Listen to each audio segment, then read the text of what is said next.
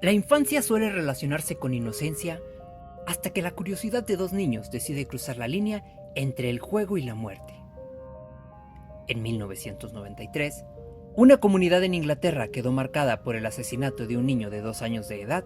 Sin embargo, más allá incluso de la conmoción que se generó detrás de esta noticia, se encontraban los perpetradores, que sin saberlo, pasarían a formar parte de la historia más oscura de Merseyside debido a su corta edad. James Patrick Bulger nació el 16 de marzo de 1990 en Liverpool, Inglaterra, hijo de Ralph Stephen Bulger y Dennis Fergus. James era descrito por su madre como un niño fresco, con un sentido del humor sencillo, quien siempre estaba riendo y jugando, un niño muy activo que en lugar de caminar de un cuarto a otro, prefería hacerlo corriendo y que en ocasiones le gustaba imitar a Michael Jackson. En palabras de la propia madre, el niño más adorable y feliz que jamás conoció. Dennis mencionó provenir de una gran familia y que siempre había deseado ser madre y estar rodeada de pequeños. Sin embargo, poco sabría Dennis que el fatídico roce de la muerte tocaría a las puertas de su familia un mes antes del tercer cumpleaños de James. Precisamente, un viernes 12 de febrero del año 1993, Dennis vistió a James con un abrigo grueso, sus guantes, su gorro y una bufanda, y acompañó a una amiga hacia un Strand Center, lo que típicamente se conoce como un mini mercado en la localidad de Bootle, Merseyside. Dennis mencionó que no tardaría mucho en aquel lugar, pero que al salir decidiría hacer una parada rápida en la carnicería. Para este punto, James comenzaría a correr y jugar por todos lados, como típicamente solía hacerlo, por lo que Dennis lo tomó de la mano. Sin embargo, bastaron tan solo un par de segundos, mientras buscaba su bolso y realizaba el pago, para que James desapareciera de su vida para siempre. Tan pronto como Dennis se percató de que James no se encontraba con ella, comenzó a buscarlo por todos lados sin obtener respuesta positiva. Ante esta situación y la evidente preocupación de no encontrar a su hijo, comenzó a caminar rápidamente por aquel lugar mientras los minutos se hacían eternos. La desesperación comenzó a apoderarse de ella, por lo que rápidamente alertó en recepción sobre la desaparición de su hijo, mismos que indicaron la situación por altavoz en aquel minimercado mientras los guardias de seguridad comenzaron a explorar el área. No obstante, el resultado no fue distinto en ninguna manera, por lo que finalmente alertaron a las autoridades, quienes enviarían a una oficial de nombre Mandy Waller. La oficial indicó que existe una llamada hora dorada, la cual consta precisamente de 1 hora después de la desaparición de una persona, en las que las probabilidades de encontrarle, o al menos conseguir pistas útiles que ayuden en la búsqueda, es mucho mayor. Sin embargo, ya habían pasado 40 minutos desde la desaparición de James y el tiempo se había mermado enormemente, por lo que rápidamente prepararon al equipo en la estación mientras personas iban y venían de aquel lugar. Las horas pasaron, el día comenzó a desvanecerse y la oscuridad, tanto en aquel lugar como en la vida de Dennis, comenzaron a hacerse presentes.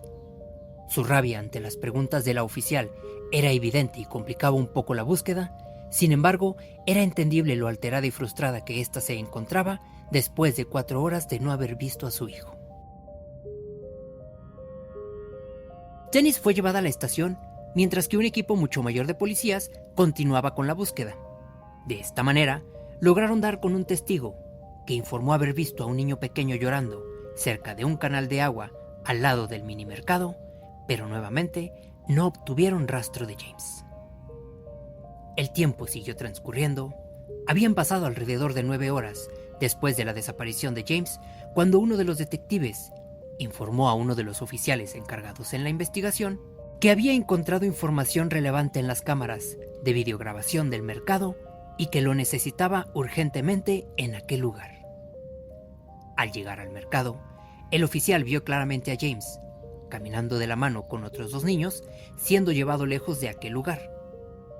Este evento consternó parcialmente al oficial, quien realmente no esperaba toparse con esta situación, por lo que cambió el giro de la investigación habiendo confirmado que James no se alejó del mercado por sí solo, sino que había sido abducido por 2 chicos.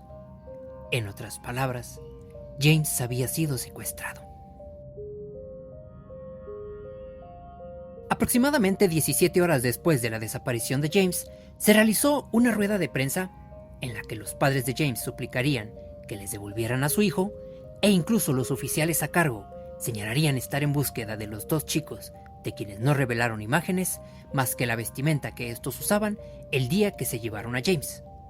Pues bien, la mañana del domingo 14 de febrero, un reporte pondría en marcha a los oficiales a quienes les había llegado la información de que un niño que coincidía con las características de James y los 2 chicos había sido visto por los vecinos un día antes. Los vecinos de aquel lugar apoyaron con la investigación, realizando revisiones en sus patios, tal como los oficiales les habían solicitado. Sin embargo, nuevamente no hubo rastro alguno de James. No obstante, un poco más tarde, Mandy, la primera oficial a cargo del caso, decidió darle un pequeño descanso a Dennis para que ésta respirara un poco, por lo que le pidió que la acompañara un momento en el carro y ver qué pistas podían encontrar. Después de un par de vueltas, una alerta por radio paralizaría la vida de Dennis, quien sin saberlo estaba por encontrarse con el peor destino posible. Se le indicaría a Mandy regresar inmediatamente a la estación de policía y apagar la radio. Ante esta indicación, Dennis preguntó qué había sucedido. Sin embargo, la oficial se mantuvo callada. Dennis continuó insistiendo, por lo que la oficial le indicó no saber lo que estaba pasando, pero que se lo informaría tan pronto llegaran a la estación. No obstante, Dennis mencionaría entender completamente la situación. Sabía que habían encontrado a su hijo y que no había sido algo bueno. Al llegar a la estación, solo se encontrarían con los detalles de lo que ella ya sabía y que la hicieron colapsar completamente. El cuerpo de su hijo había sido encontrado en las vías de un ferrocarril a un par de kilómetros de distancia del mercado donde fue secuestrado. Las condiciones del cuerpo eran completamente inhumanas, pues este presentaba 42 heridas en distintas partes del cuerpo, como en nariz, ojos, labios, mejillas y frente, heridas que más adelante se confirmaron fueron generadas con ladrillos que se le habían arrojado al pequeño, así como algún objeto de metal.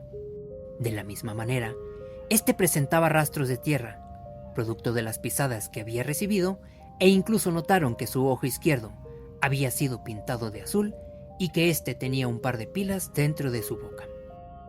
Aunque por lejos, lo peor de todo esto fue que el cuerpo había sido arrollado por el tren cuando éste pasó por ahí, dejando el cuerpo del pequeño en un estado catastrófico. Un tío de James sería quien acudiría a confirmar la identidad del pequeño, mientras que los oficiales comenzarían con la investigación al respecto del asesinato a cargo del detective Lord Dalton. El caso parecía simple: identificar a menores en el área con edades entre los 12 y los 15 años, por lo que los interrogatorios surgieron alrededor de 60 adolescentes que habían presentado algún problema con la ley. Sin embargo, ninguno de estos tenía asuntos reales con el asesinato de James. Afortunadamente, conseguirían una pista que los acercaría más al caso, pues cerca del área donde encontraron el cuerpo del pequeño, había un negocio que contaba con cámaras de seguridad y en cuyas grabaciones se logró visualizar a James, aún con vida, junto con los 2 sospechosos alrededor de las 4 de la tarde. Estas imágenes, aunque muy poco claras, permitieron a los oficiales terminar de deducir las sospechas que habían tenido cuando vieron las cámaras del mercado, teorizando que tal vez no estaban lidiando con chicos entre los 12 o los 15 años, y aunque pareciera una locura, la idea de que los autores del asesinato podrían haber sido unos niños, no podrían permitirse el descartar esta teoría, la cual tomaría aún más fuerza después de que los investigadores recibieran una llamada por parte de la estación de policía en Walton Lane. Aquella estación indicaría que una mujer señalaba haber visto el viernes 12 de febrero a una familia con quien tenía cierta amistad y cuyo hijo se veía notablemente sucio, con rastros de pintura en su chamarra y que había comenzado a salir con otro chico de su misma escuela. El niño en cuestión tenía 10 años de edad y se asemejaba enormemente al niño de la fotografía que habían hecho circular. Finalmente, la mujer les indicó tanto el nombre de aquel chico como la escuela que acudía. Pues bien, los oficiales contactaron con la directora de aquel plantel educativo y al preguntar si el joven John Venables se había presentado a clases el viernes 12 de febrero, esta indicó que no había acudido, pues este solía ausentarse continuamente junto con otro niño de nombre Robert Thompson. Al preguntar más propiamente por Robert, la directora indicó que era un niño que faltaba mucho a clases sin motivo aparente y que vivía en una villa llamada Moulton, un lugar muy cerca de donde el cuerpo de James fue encontrado. Gracias a esta información, el 18 de febrero, alrededor de las 7 de la mañana, los detectives acudieron a casa de la familia Venables a solicitar que John los acompañara para realizar unas preguntas al respecto del caso de James. El interrogatorio se dirigió de manera casual hasta que en determinado punto, John por sí mismo preguntó si también hablarían con Robert. Para esto, un par de detectives se habían dirigido a casa de los Thompson, se presentaron con la madre e indicaron el motivo de su visita. Sin embargo, Robert en ningún momento reflejó un ápice de miedo en su mirada, no hasta que el detective le indicó que estaba ahí para hablar de John Venables y James Bulger, situación por la que Robert comenzó a llorar. Fue en ese momento que los detectives confirmaron que ellos habían sido los responsables de la muerte de James. De inicio, John negaba que ambos habían visitado el mercado. Sin embargo, un guardia de seguridad que estaba convencido de que los había visto ahí, indicó que pasaron una gran cantidad de tiempo en aquel lugar, tocando los vidrios de la entrada, por lo que los detectives tomaron todas las marcas de las huellas de aquel vidrio y encontraron justamente una coincidencia con las huellas de John. Por otro lado, Robert, quien era entrevistado en una estación de policía diferente, se encontraba un tonto más relajado, sin miedo e incluso bromeando con el detective, indicando que su pasatiempo favorito era saltarse las clases de la escuela. También, a diferencia de John, él rápidamente aceptó haber acudido al mercado aquel día, haber visto a James con su madre e incluso señaló que John simplemente llamó a James, lo tomó de la mano y salieron del mercado.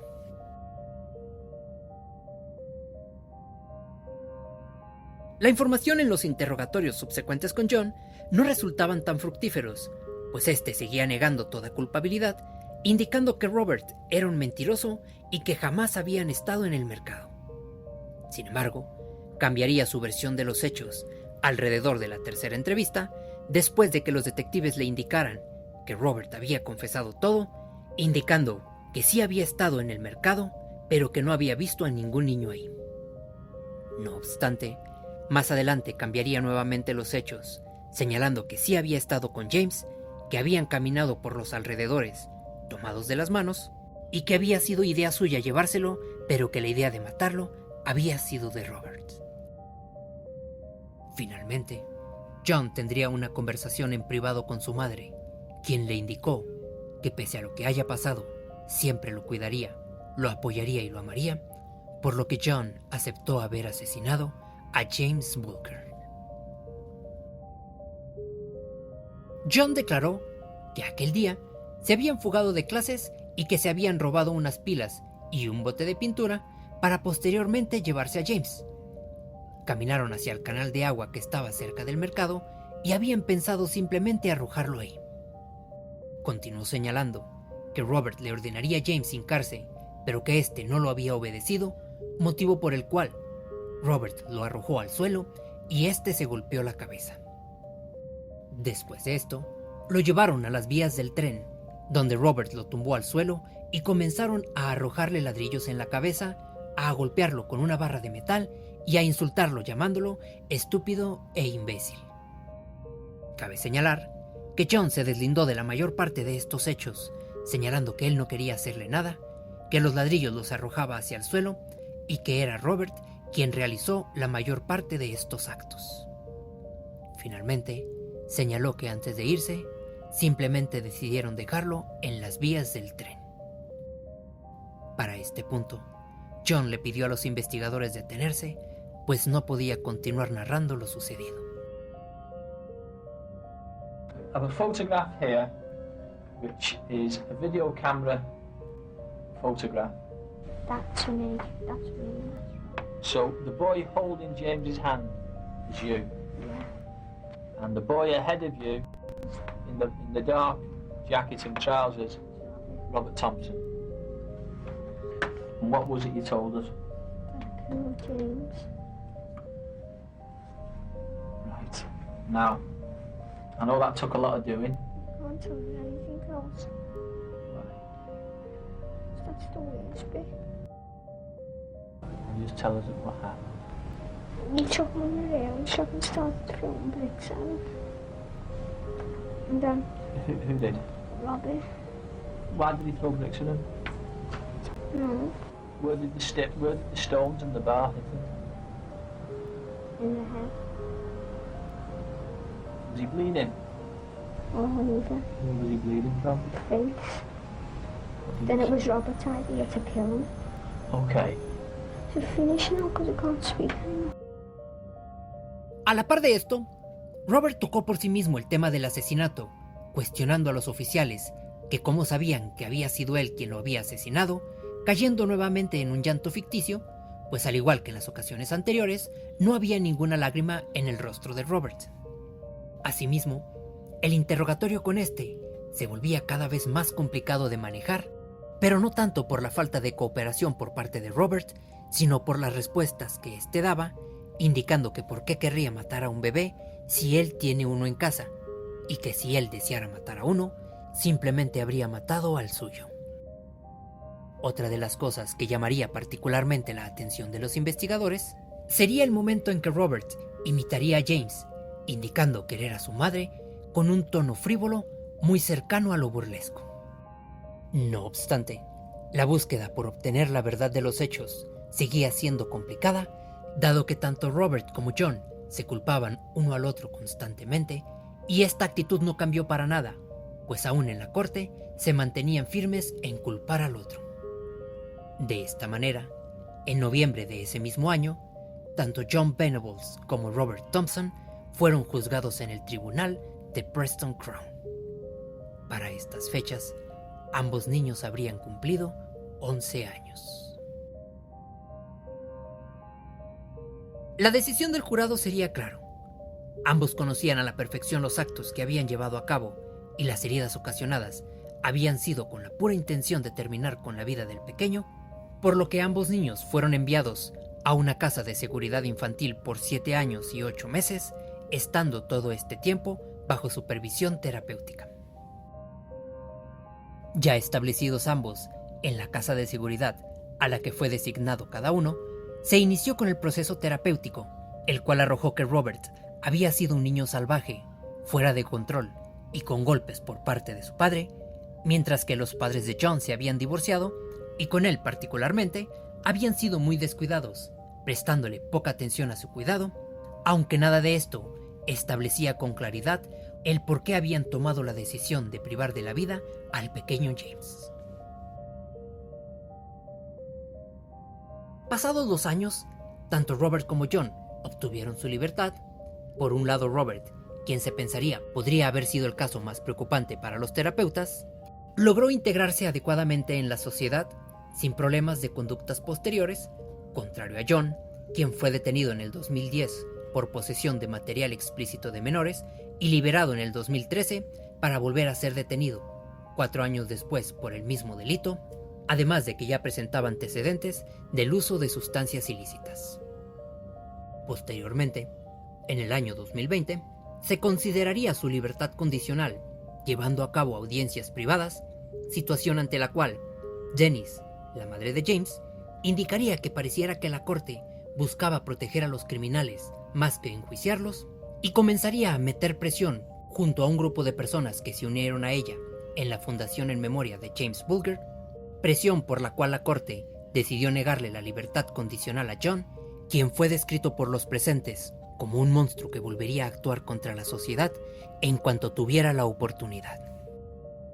A la fecha del día de hoy, se sabe que Dennis pasó por un divorcio después de lo que pasó con la pérdida de su hijo y que se volvió a casar con un hombre llamado Stuart Fergus, matrimonio del cual tuvo 3 hijos más y formó una fundación en memoria de su hijo, cuyo objetivo es apoyar a jóvenes en situación de desventaja quienes han sido víctimas de acoso, odio u otros delitos.